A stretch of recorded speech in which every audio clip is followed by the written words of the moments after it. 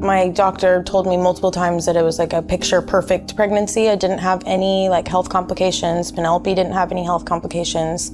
I ended up going into labor on my actual due date on April 2nd. We got sent home and told that I wasn't in labor and it wasn't, water had not broke.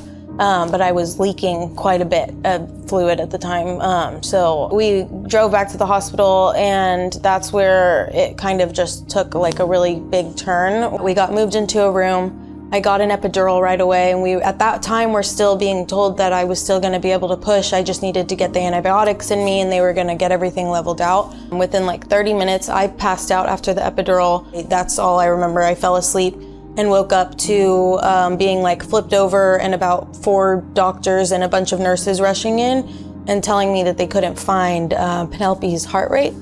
I remember them coming in and explaining we almost lost you, we almost lost your daughter, we're still working on her. She was stable in a sense, but they said they didn't have much confidence in her making it through the night, where they did tell us after her first MRI that she was brain dead.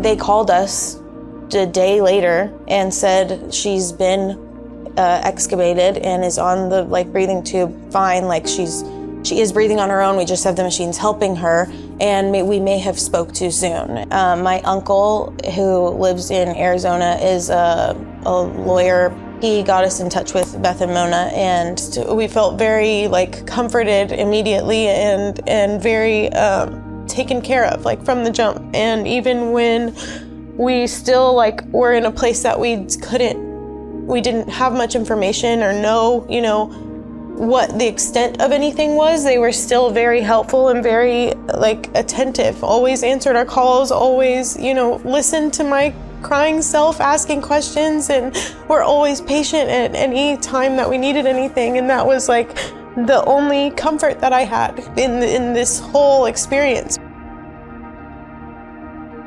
For being such a traumatic event, they made it really easy for us to handle. From there, they were able to get me and Penelope set up with a trust that is accruing throughout her life. So they are able to pay and help with all of her medical expenses, all of our bills, any other additional living expenses, which is so helpful and such a stress relief on my end, setting us up at a good starting point so that it wasn't okay, you're done and here's a trust and we're signed off. They've even to this day are still checking in and making sure that the trust is doing what they need to do and that we're getting the care that we need, and are still continuing to be attentive even after we've settled, which is, I think, amazing.